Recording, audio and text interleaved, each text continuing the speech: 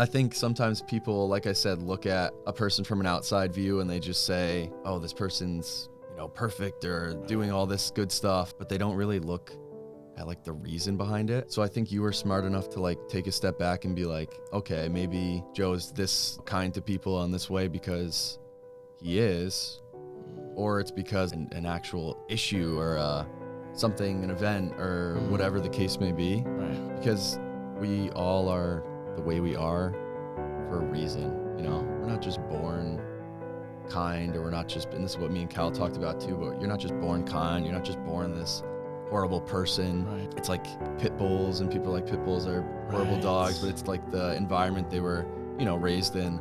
It's the same with humans, but I think people don't think that a lot. So I think it all has to do with our experiences, and they could change you for the good or the bad. And I talked about this on Cal's, but I'll mention it again for sure because it's just such a big part of my life. Yeah.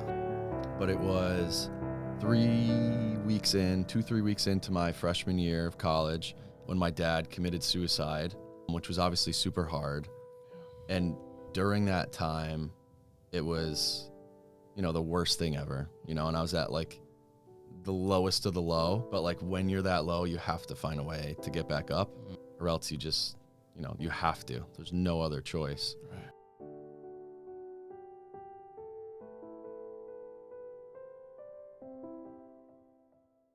All right. 3, 2. I love this little jam. Ladies and gentlemen, welcome back to episode number 24 of the Jason Scalora Show. Back today with Mr. Joe Yacovelli. Big man from CCSU.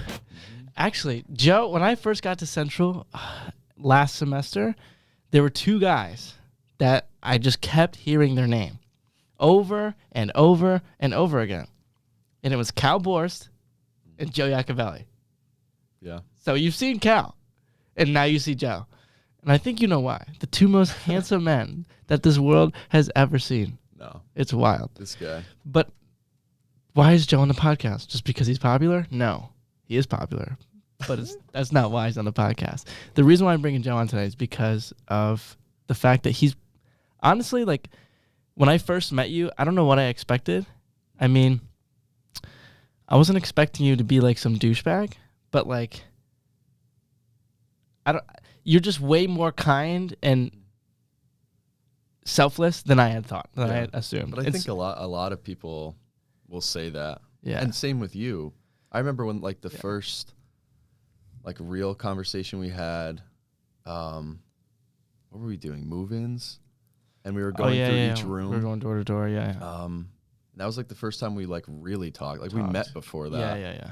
But that was the first time we really talked. Yeah. And we were like saying how like similar we were. When we never really knew competitiveness and whatnot. Yeah. And how people might like first like look at us and be like, wow, that guy's just a douchebag or something. Yeah.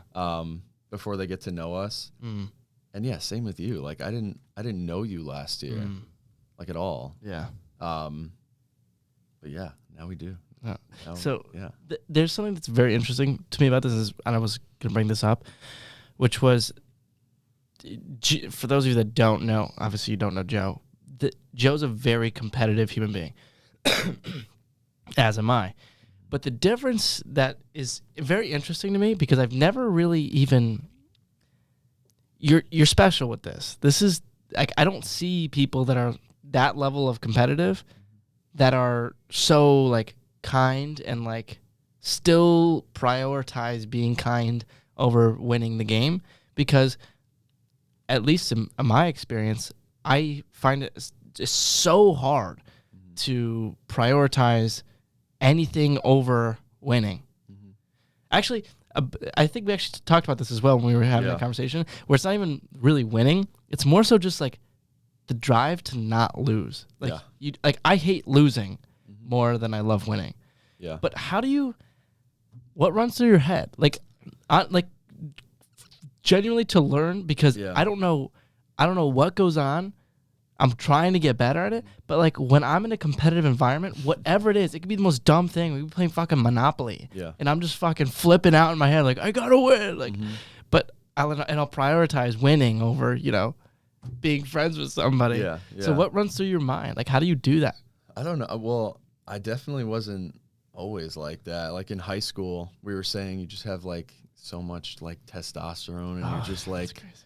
such like an immature person, and I would just like get so mad, especially in like not so much like football or baseball, but like basketball, because it's, and we talked about this, because it's so like personal, like one-on-one, like you're just, I would just, oh, it was so bad. Yeah. It was so bad. But I feel like, I don't know, I feel like now I look at it and I am like really competitive, but more so like against my friends. Like if it's like a stranger and I'm playing like pickup basketball or something, I won't get that mad anymore, really.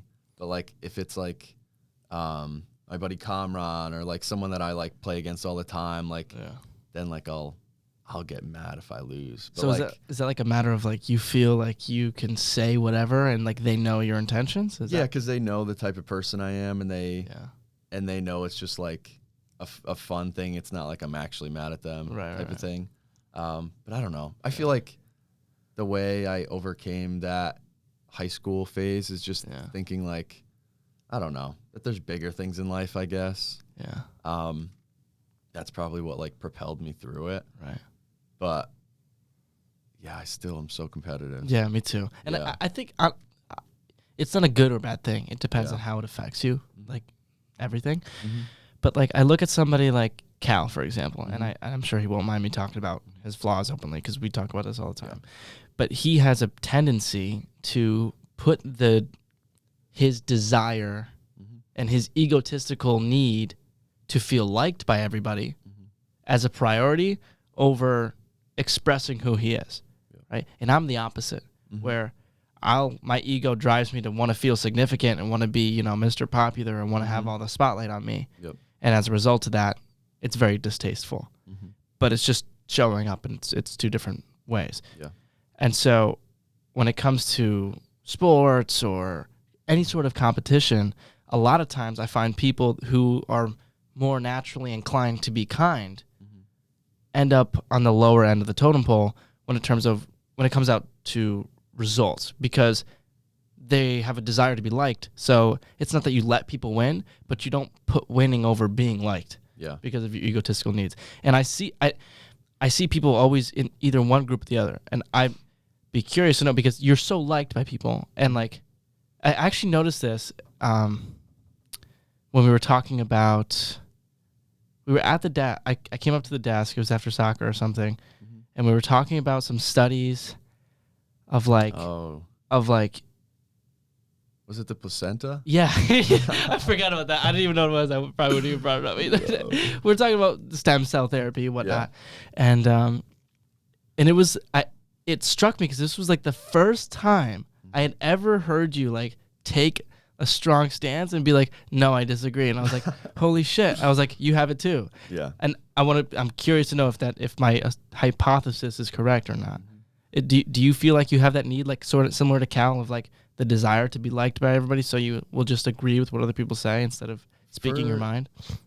Sometimes, definitely. I guess it depends. Like if I feel strongly on the topic, I'm not afraid to say what I feel. Right. But if I think it's something that like won't change the other person's opinion, or then I'll definitely tend to like lean more towards like what Cal does, kind of just not like voice my opinion, but kind of take a back seat. But if it's something like of like significant importance, like social justice or something that I like, feel strongly about, I would speak up for sure. Okay.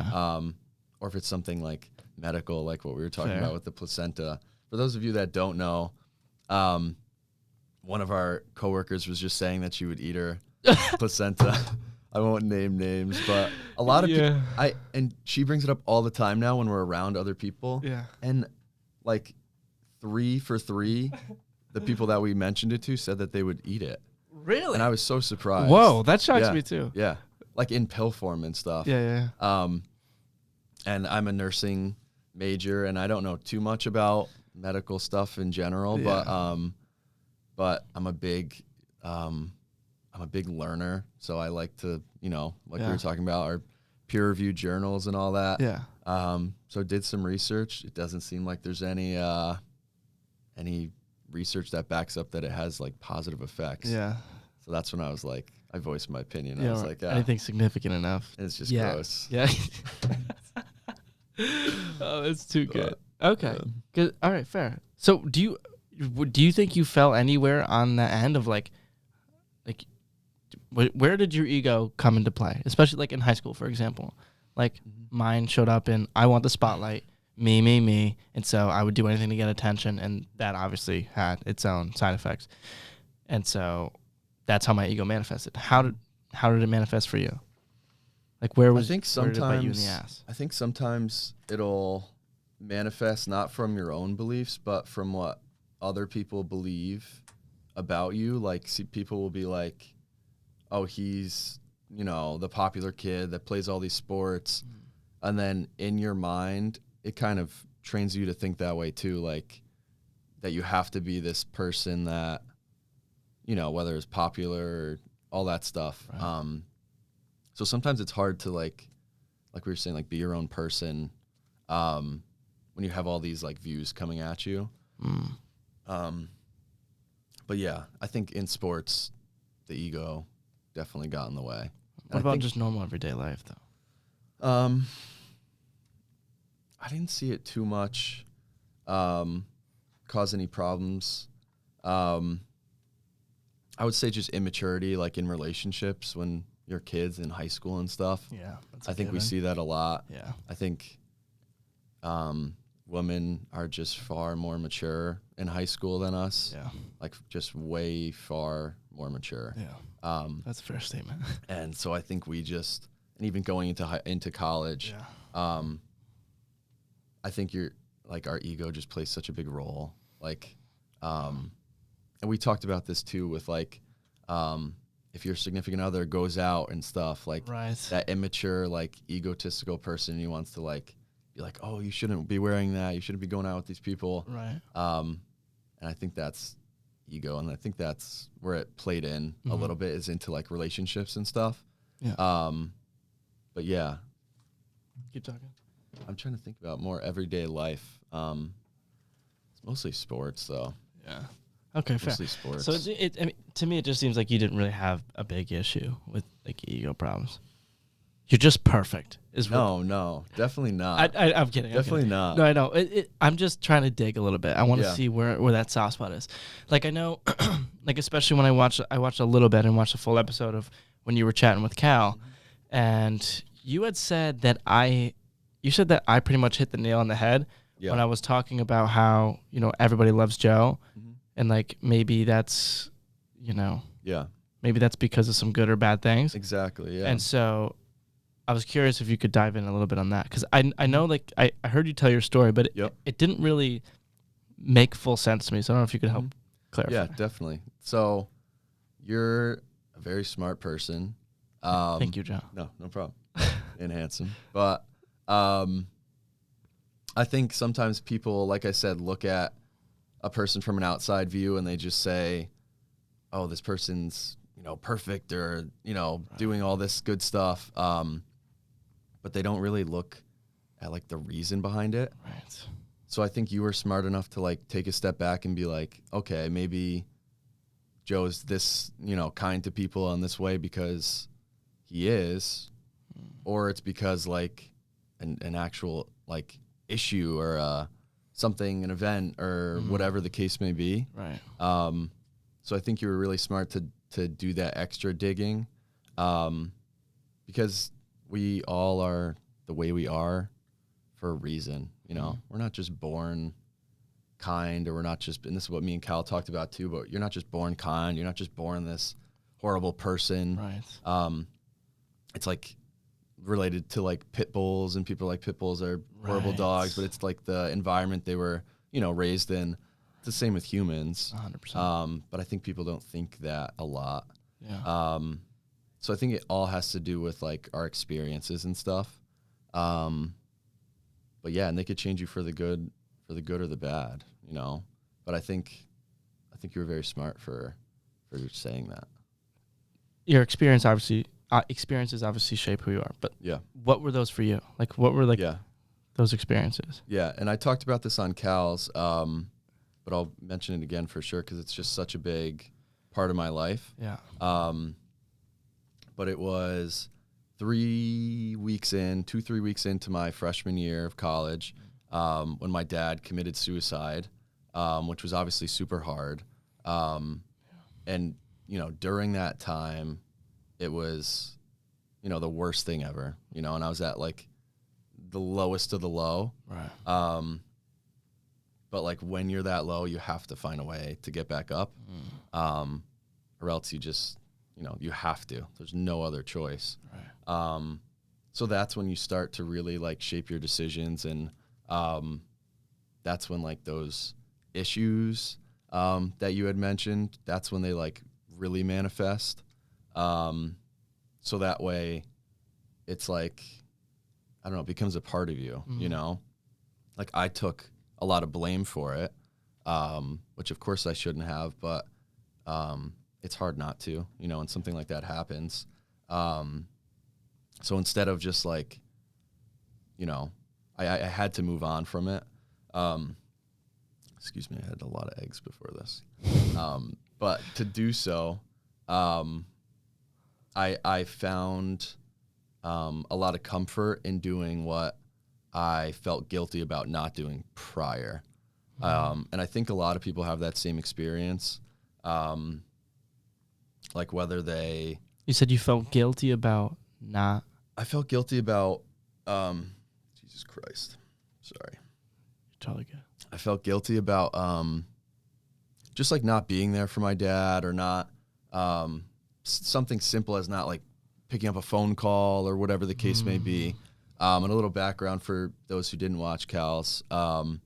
He was like an alcoholic. He was just depressed. He was a war veteran, but like he was still super close with my family and my mom. Yeah. Were your parents together or no? They split up when I was 6, but for the better, and they like had such a good relationship after that. Like they kind of had the mindset like, okay, we're divorced. Now we don't have to fight anymore. Now we could focus on being good friends and raising our children. Right. So he was over every other day, mowing the lawn. Like he was just in our lives, just not in that capacity. So that's why I like to mention that, because a lot of people think like, oh, they were divorced and he had all these problems, so you didn't see him much. But no, like he was still there, So I took a lot of blame, especially because like he would come to all my sports games, all of that. So as soon as I went to college, he didn't really have that. I mean, he had my rugby games and stuff. Right. But it's just, I don't know, I didn't have as big of a part, anymore. And I should have, in my mind, I should have, reached out more, and I knew he was having issues, all that stuff. So once after it happened, after he died, you really get that, feedback, and you're like, shoot, like that's on me. And of course it isn't. He had a million problems. Of course. And there's nothing I could have said that could have changed it. And I know that now, but still in the back of my head, I'm like, okay, I could have done something. It's my fault. And it's always in the back of my head, whether it is or not. And it's definitely not. And, therapists and everyone will tell you, no, you can't say that. But it's like, I know I can't, but I do, But the thing I found comfort in, was being that kind person, checking in on people. Those are like the big things that helped me, and things that I wish I did with my dad that I didn't. So now I do them, for other people and make people feel loved. And that's why I'm constantly doing that. And I think that's why you hit the nail on the head, because you were like, Joe's so kind. Maybe it's because that's the way he is, or maybe he has issues. Right. It's definitely the latter. Right. And I love doing it. It's not like I do it just, it's not like in my head I'm like, oh, I'm doing this because I don't want this person to commit suicide, or I don't want this person to, I want this, it's out of genuine love. And it's who I am now. So it's not like I'm consciously doing it. But subconsciously, I'm always thinking about how could I make people feel loved, Wow. That's powerful. Yeah. Because a lot of times people will look at something like that and say, you shouldn't, And you shouldn't point the finger at yourself or anything. But when you decide to take responsibility for the things you can take responsibility for, not the fact that your father committed suicide, but the fact that you could have made an extra call. Yep. You could have done something different. That pain is going to be there regardless, right? And whether or not how things turned out, whether or not that's your fault or not, doesn't really matter. What matters is the fact that now you have a responsibility, morally and ethically, to do something different with yourself. Because the whole reason those shitty feelings were there and probably remain is because you were inadequate in some way, shape, or form. And so, in my way, the way that I view the world, God, the universe, has created us in a way where when you have these experiences, they happen for you. Because you don't even know how your difference in behavior before and after that event happened is affecting everybody else. Right? And I'm not saying that it was a good thing that happened, but the way you're responding to it and the way you're choosing to respond to it is going to dramatically change the quality of so many people's lives. Exactly. And that's the big thing. And that's the big thing, like my mom reiterated to me and my sister, and is that it's, although you said it, it's definitely not a good thing. And of course, objectively, it's just not. Right. It sucks, but it is at the same time. Right. It sounds horrible, and I loved him to death, but I'm grateful it happened to me. Right. Because I wouldn't be who I am today. Powerful. It's the worst thing that's ever happened. It's like anyone's biggest nightmare. Like, it's the worst thing that could happen. One of the worst things that could happen. Right. And still, 3 years later, I could say that I'm actually grateful for the experience. Right. Which is like, that was my goal, to say that. Gives me the chills, dude. Right? Yeah. Because the number one thing that you will see with anybody who is successful, and I don't mean money. I don't mean having wealth or a big house or a hot wife. I mean people that have fulfillment, people who wake up and go to bed with a smile on their face. The common denominator with those people is they have figured out how their best day was in fact their worst day. And so when you can make that worst day turn into the catalyst that's going to make you the best version of yourself, as corny as that sounds, that's when your whole life is going to change. But besides your mom, like how do you develop that mindset? How do you choose to have that perspective? I know, and it's really hard, but it really stems from the fact that there's nothing else to do. Like, and going back to my mom, just because she was such a big part of my life, just said, it still is. I don't know why I said it was, but she would say like, okay, this happened, it happened, period. Now what can we do? Right. And that was huge because then it really opened up my eyes. Like, there's nothing I could do right now that's going to bring him back. I can't call him now. I can't, say this now or be there for him now. So, like, what can I do that will just, like, sounds really corny, but just, like, make the world a better place or make people feel loved or do that for someone else. So, yeah, that was really what it stemmed from, just being like, what could I do? And I found so much comfort in just being there for people. And even if it's just little, just like a little compliment or like anything like that, Yeah. Wow. Definitely. You see, on a smaller scale, when like I had a lot of family issues growing up, and my senior year, my parents split up, and the process before then, like the way things kind of unfolded wasn't exactly great. Yeah. But it wasn't like in the same stratosphere as where you're at with your issues. Yeah, but still, I mean, everyone. Right. I'm not trying to downplay it. Like, obviously, everybody of has their own shit. Yeah. But for me, like looking at my experience, the thing that really resonated with what you just said was like when I was feeling at my absolute lowest, it was the level of being desperate that catapulted me to do something positive with myself. Because for me, it was the lowest I can get. Yeah. I couldn't go any lower than that. Mm-hmm.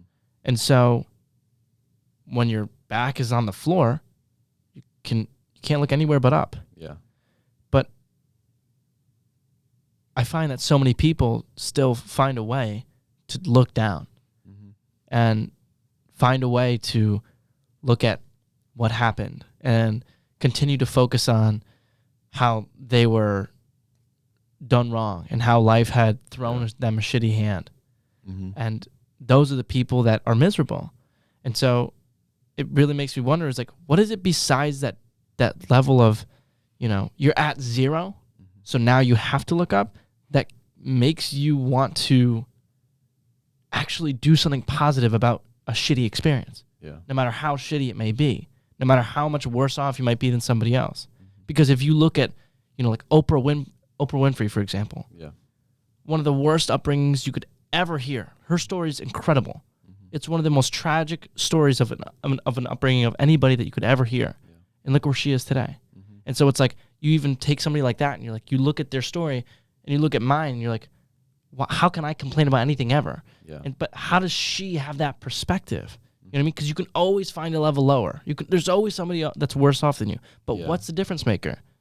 If it's not just being desperate, like, what is it that's besides like having that need to be better? Because everybody has a need to be better. Because if I were to guess and we were to take, let's say everybody that goes to Central, and put them through what you went through, I would say 75% of them would just live in the woe is me mentality. Yeah. What's the difference? That's a good question. I think it's definitely like multidimensional. There's definitely a few things that play into it. But I think one is I gave myself time. This wasn't overnight, and that's what a lot of people think. It's not like it happened and the next day I was like, wow, like, I'm so grateful for this. Let me go make someone's day. Yeah. Like 2 years, it took 3 years, and I'm still working on it, So I think facing it was a big thing, and not running away from it. Like we said, like, back to the wall. There's nowhere else to go, or back to the floor. You could only go up, but like, you have to face that thing first. You can't just ignore it. So I think that's a big part. And I also think I just had so much support. Like, and I still say it to this day, like, I think to myself, if I had to go through that and I didn't have the support that I did, I have no idea where I'd be, That's kind of where, this is where it comes in, because that's where I got the idea of how I could feel better. I would have maybe like the same 3, 4, 5 people that would check in on me. Like, and people were incredible. Like, the day after it happened, hundreds of people at the house, hundreds of people at the wake, just like everyone checking in. But then, like, a couple months later, things calmed down. Everyone who's lost someone in their lives, who's been to a wake, knows that, like, that's the real pain, is like 2 months later when everyone else forgot about it, but you're still like living that nightmare. That's interesting. But I'd have like 3, 4 people, that would check in on me. Jake Sutilli, Jake, Matt Storty, Cole Shadoba, Izzy Chop. Those are just like a couple that come to mind that, like, I could honestly say, like, saved my life. Yeah, like, honestly, checking in on me all the time. Can you elaborate a little later, bit more about that experience of, like, the month afterwards? Yeah. It's like I said, it's just that pain when, like, you're almost mad at the world because everyone else is just living a normal life again. Yeah. And everyone was great. Everyone supported you during it. And it's not their fault. People have to live their lives. I'm not. But, like, when you're living that, you're just mad because you're like, dude, like, everyone else is just back to normal. Right. And I'm still How can you smile nightmare. again when I'm not, right? Yeah. My world stopped, your shit too, right? Yeah, exactly. I couldn't say it better myself. Like, it's horrible. Like, and there's nothing you could do. Like, people have to live their lives, right. Their lives shouldn't stop because mine did. But I think, so I was just like, you know, it's aggravating. And it's depressing for sure. But once you have those like few people that like would check in on me, it helped. I mean, it more than helped. Like I said, it saved my life, but they were just so great. And I started doing that to others. Like I would maybe check in on them. And I found like so much comfort in doing that. And that's where I kind of got the idea, like I only feel better when I'm like doing this. Like that's like my therapy. Right.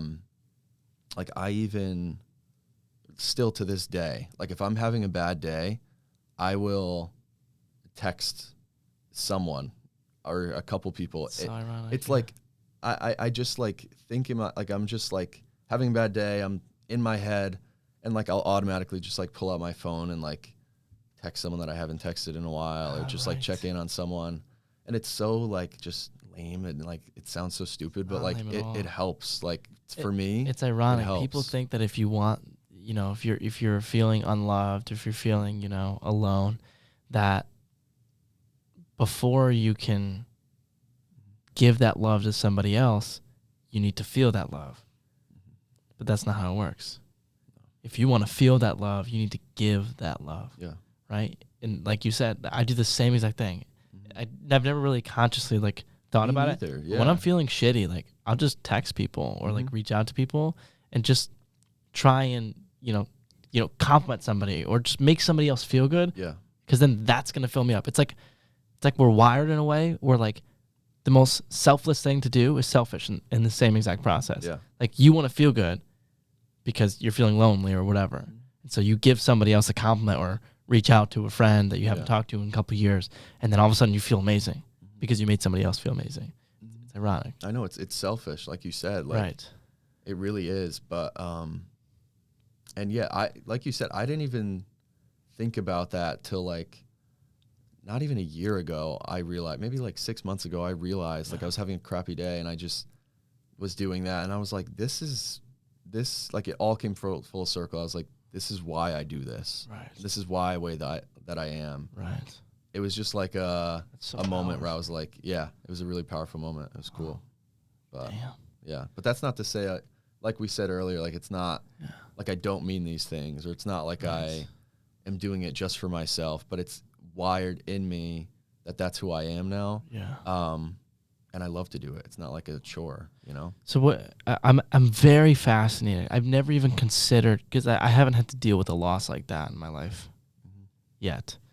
How do you deal with that phase? Like, I know you said like the support group is massive, but like I can imagine how, you know, right after somebody passes or right after some tragic life event occurs, that, you know, you have, God willing, you have that massive support group. You have the hundreds of people showing up to your house.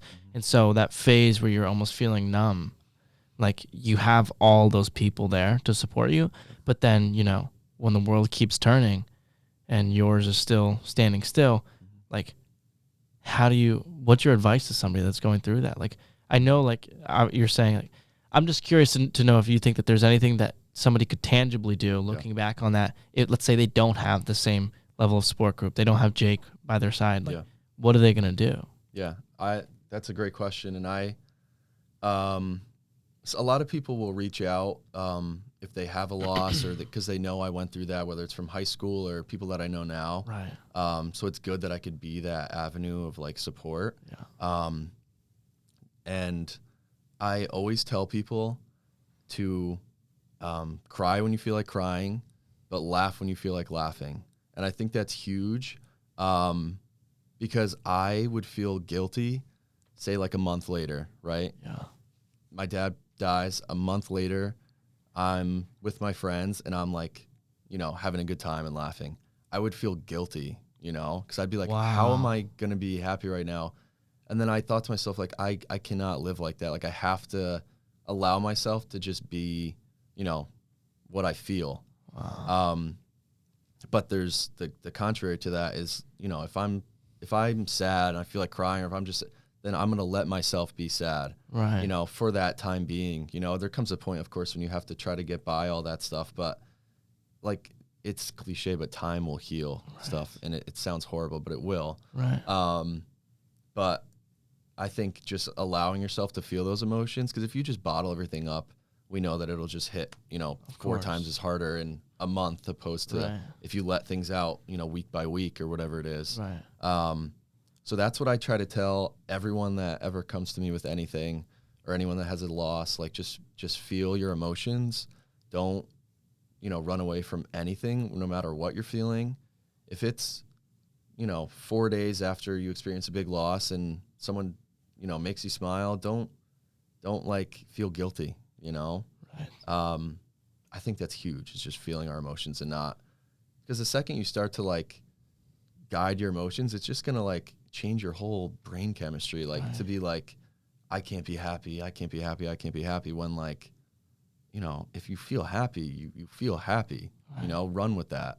What do you think the driver is in terms of saying, because I love that quote, cry when you need to cry and laugh when you need to laugh. And like, don't mix those up. When it's time to be sad, you can be sad. When it's time to be happy and you feel the desire to be happy, allow yourself to feel. What do you think the driver is? Like in that moment, for example, when you're sitting there and you're laughing with your friends and then immediately it clicks in your brain, like, I don't deserve to be happy. Or what is that thought process and why is it there, do you think?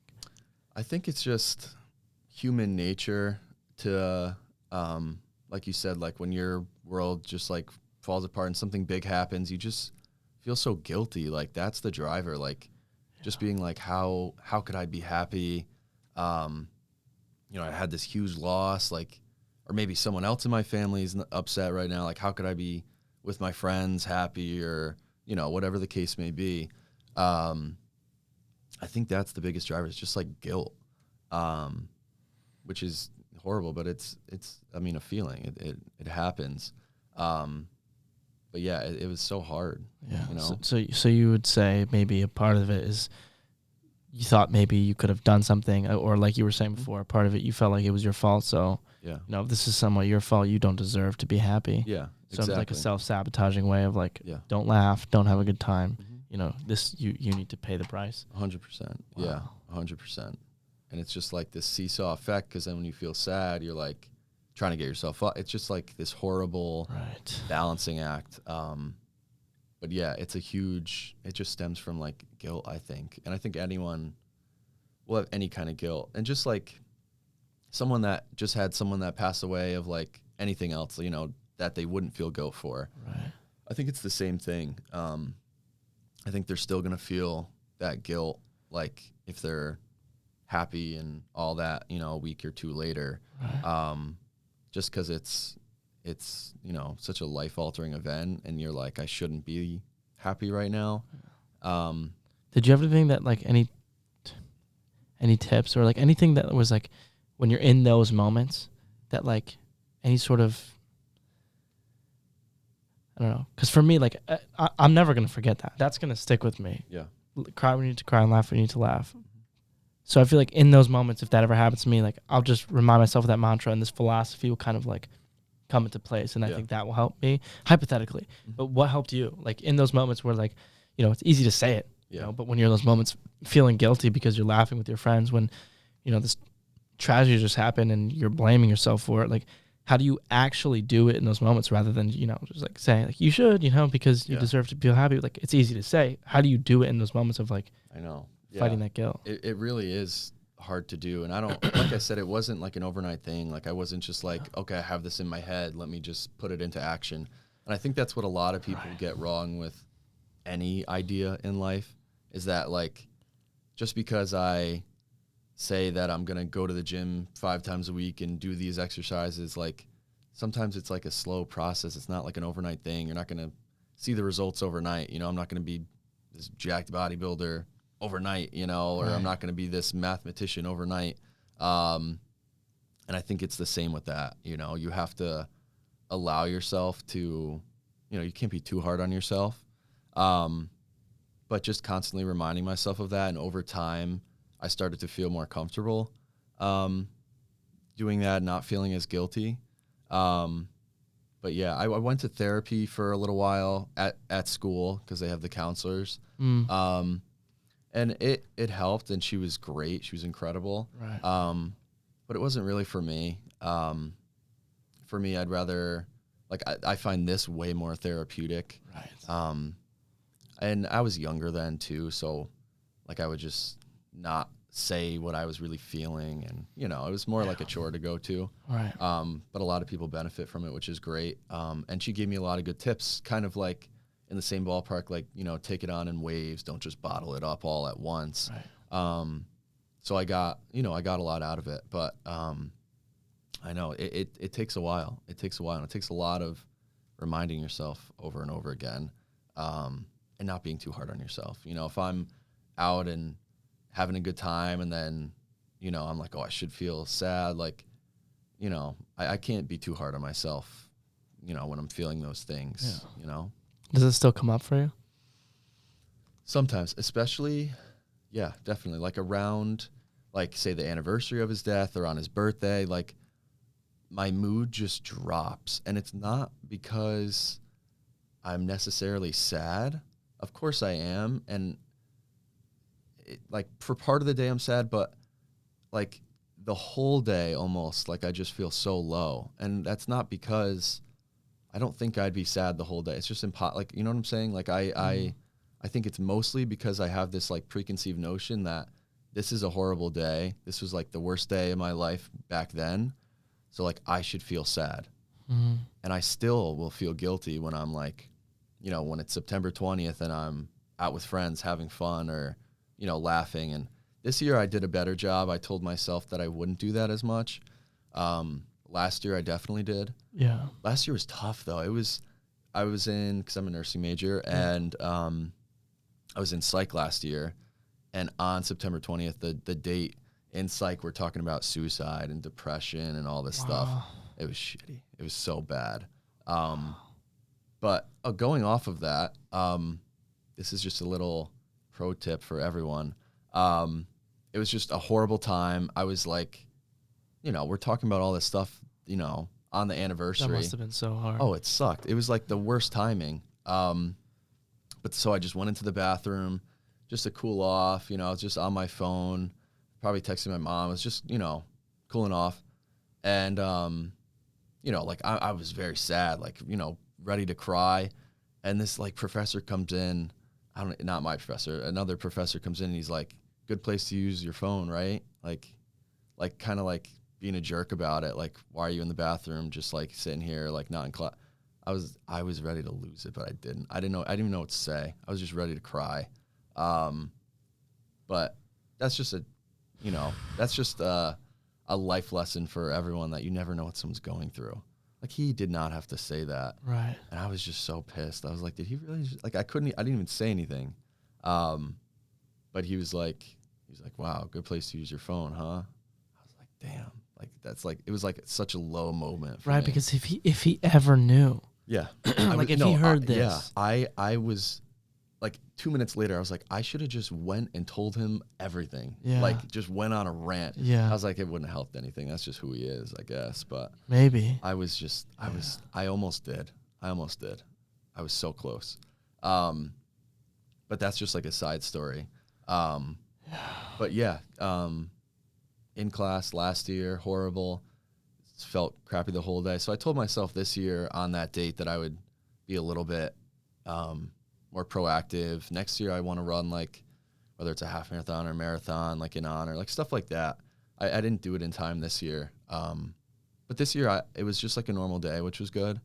You have those moments and those cries, but like it's not like a full day thing anymore. Whether that's time or whether that's because I told myself that I wouldn't do that. Yeah, because that's 3. It's 3 years. Like in the span of time, it's nothing. You know, nothing. Like, it's still very recent. Nothing. Yeah, and it sucks because it's even more real because, it's a long time, but it's not, like you said. Yeah. So yeah. Wow. Yeah. Crazy. That is fucking Yeah. wild. Yeah, because okay, we got a couple minutes. It makes me wonder because, that's been running through my head a lot recently, because there was a couple times where I've had a couple low moments even this semester, and I'm walking around and I forget sometimes that, like, it's almost the comedian effect. And comedians talk about this all the time of like, they're funny on stage and they're funny on social media and they're funny on YouTube. Yep. And so the relationship you build with a comedian or an actor or whoever is the relationship that you have with them. But you don't actually have a relationship with them. And so if you run into them on the street and they talk about this all the time, you expect them to, say the funniest joke and steal the room with laughter as if that's just who they are all the time. And I found myself in the spot of like, I'm me, I'm goofy, I'm stupid all the time, I'm silly. And I'm like, 90% of the time, maybe even more, when I see people, my attitude is, oh my God, hey, or making some joke or trying to make somebody laugh or whatever. That's just my normal state. But like lately I've been having like constant sort of just bullshit going on, just manageable stuff. But like I've been like feeling a little upset some days. And when I'm walking around, like people get upset when they don't get the Jason that they wanted. Yeah. And then it makes me like, I get personal about it because I'm like, you don't fucking know what's going on. Because like I passed somebody in the garage. Like this is the first thing that comes to my head is like I was passing somebody in the garage, and I was upset about something, and it was a shitty situation. Wasn't my fault. Like I'm just upset. And then, I'm not like smiling, but I'm not like trying to like throw a pity parade. But I didn't, do anything extravagant when I saw this person, which I normally like would say something like, or like whatever. Yeah. And they're like, what's your problem? And I'm like, yeah. And you just sit there and it's like, fuck. And then I reflected because the next day, the very next day, there was this girl that lives in Mitt, and I saw her, and she was looking down. She didn't look up. She's never like that. Yeah. And I waved my hand like in front of her face, and I was like, hey. And like in that moment, I was so selfish. Yeah. Because I was like, hey, you're not going to say hi to me? And then I found out later that like some terrible shit had happened that day. Yeah. And I'm like, fuck. I know. I'm like, I do it too. Yeah. Right? And so, but again, the moral of the story is like, you don't, like it sounds, I wish there was a different sentence I can use, but you never know what somebody's going through. No, you don't. You never know what somebody's going through. You don't. And even if you can have a preconceived idea and you've run into the bathroom a million times as a professor and seen kids on their phone bullshitting on TikTok, every single time you should treat them as if that's not. Because when you don't give people the benefit of the doubt, you do things like that, which is fucking terrible, 100%. And that is like one of the biggest problems that I always run into. Yeah. Is because like we're always positive, and me and Cal were talking about this, and like, if someone ever, even some of my closest friends, if they saw me down, they'd be like, what's your problem? And it's like, you can't have an off day. That is the hardest part about it all.